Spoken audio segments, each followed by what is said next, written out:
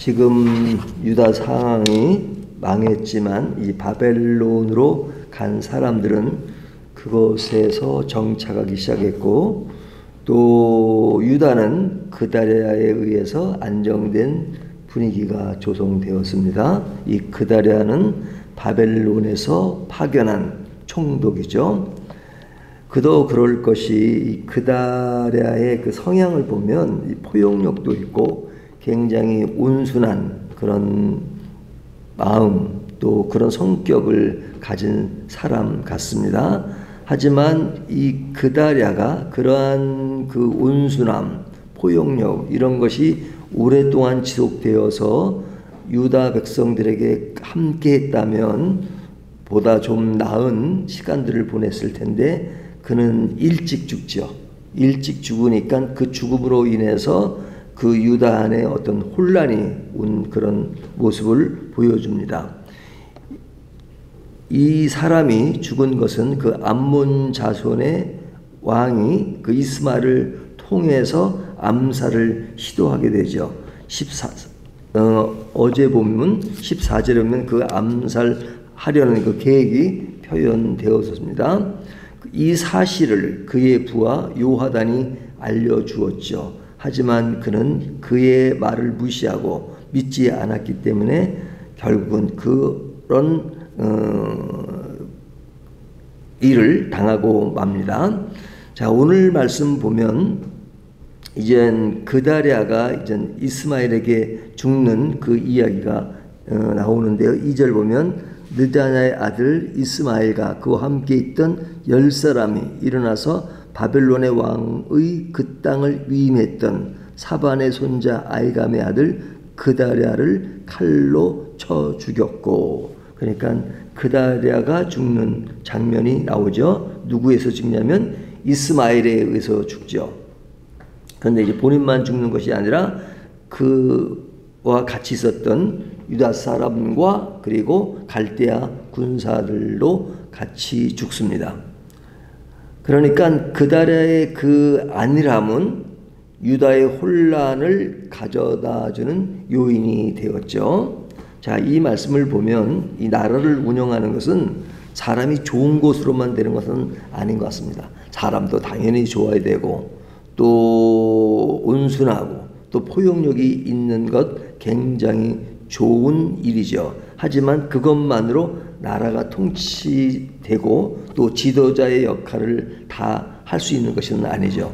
지도자는 yes, no가 분명해야 되고, 그리고 어떤 그 원칙이 있어서 그 원칙의 예측이 가능하고, 그리고 그 원칙이 상황에 따라서 뭐 온순해야 될 때도 있지만 분명하게 결단을 해야 되고 하는 그런 것들이 같이 일어나야 되는 거죠. 하지만 이 그다냐의 단점은 분명해야 될 부분에 분명하지 못한 것, 그것이 그의 죽음을 초래했다 하는 것이 오늘 본문에서 말씀하고 있습니다. 자, 그런 내용이 나오고, 그 다음에 이제 5절부터 10절까지 내용을 보면 이스마엘이 이제 어떤 사람인가 하는 것이 보여지는데, 이 사람은 나라의 슬픔을 걱정하며 찾아오는 순례자들이 있었습니다.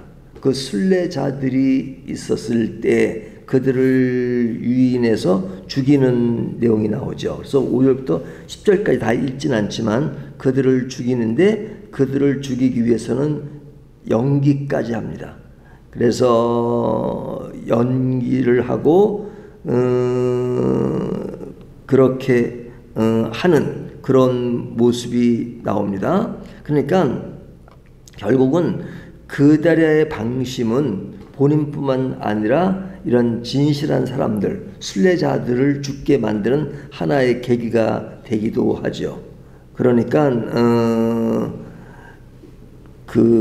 이런 모습을 보면 참 그런 리더자로서의 어떤 일을 행할 때 참 고충이 많다 하는 그런 생각을 하게 합니다. 일반 사람들은 그런 고충을 모를 수도 있죠. 자, 그러니까 이 그다랴의 그 죽음은 여러 가지로 그의 주변 사람들과 그리고 그 외에 진실한 사람들에게도 영향을 주고 그 영향은 그들에게 죽음을 초래하는 그런 일도 당할 수 있다라는 것이 이제 5절부터 10절까지 내용을 통해서 보여줍니다. 그리고 이제 11절부터 15절까지 내용은 그다랴에게 암살 정보를 주었던 요하난의 이야기가 나오죠. 이 요하난은 이스마엘의 악행을 듣고 그 기브온 큰 물가에서 그를 만나게 되고 그리고 이스마엘에게 잡혔던 그 포로를 구출합니다. 그러니까 이 요하난이라는 사람은 자기 상간 그다랴에게 위험하니까 정보가 있는데 당신을 살해하려고 하는 그런 일이 있으니까 조심해야 된다 하는 그 이야기를 했지만 그가 믿지 않았고 그가 죽은 후에는 그 이스마엘에게 잡혔던 포로를 구출하는 내용이 이제 오늘 본문에 나옵니다. 그렇다면 이 요하나는 일에 있어서 굉장히 분명한 사람이죠. 이 분명함이 있었기 때문에 여러 사람을 구했던 것입니다. 그러니까 그에게 있어서는 뭐 자기 상간 그다랴를 살리겠다는 그런 의지도 분명했고 그리고 이미 끌려간 사람들에 대해서도 구출해내는 그러한 모습을 다 보이고 있죠. 그러니까 그에게 있어서는 어떤 일을 처리하는 데 있어서 굉장히 분명하고 했던 그런 것이 보여집니다. 그렇다면 일에 있어서는 그 온전함과 냉정함 이 모두가 필요한 것이죠. 공과사가 분명하고 포용과 거절이 다 필요하다. 어떨 때는 포용해야 되지만 어떨 때는 거절해야 되는 것이죠. 공동체 안에는 그런 포용이라고 하는 것이 굉장히 중요합니다. 하지만 공동체를 분열하고 왜곡시키는 것에는 또 분명한 대응이 필요한 것이죠. 그래서 오늘 본문은 이 두 가지 내용이 겹쳐 나옵니다. 그냐는 그런 사람은 좋았지만 그러나 분명하지 못했던 한 면을 얘기하고 그리고 요하나는 분명한 그런 모습 그래서 사람을 살리는 그 일을 행하는 것을 봅니다. 그러니까 한쪽은 사람은 좋았지만 많은 사람을 죽게 하는 그런 모습이 드러났다면 한 사람은 아주 그 사람들을 살리게 되는 이 두 가지를 비교하면서 포용과 거절 이 두 가지는 다 필요한 것이다. 단 상황에 따라서 포용을 필요할 땐 포용하고 거절이 필요할 땐 거절하고 그리고 분명할 땐 분명하고 아니면 또 융통성 있게 포용할 땐 포용한 이 두 가지가 다 필요한 것이죠. 이것은 어떤 공동체 안에서만 필요한 것이 아니라 우리 개인 신앙생활 가운데도 필요한 것이죠. 우리가 은혜로 살고 또 주의 은혜로 산다고 해서 우리가 무조건 그냥 뭐 분명함을 잊어버리고 그냥 무조건 다 억셉트하는 그런 것은 아니죠. 저 신학교 다닐 때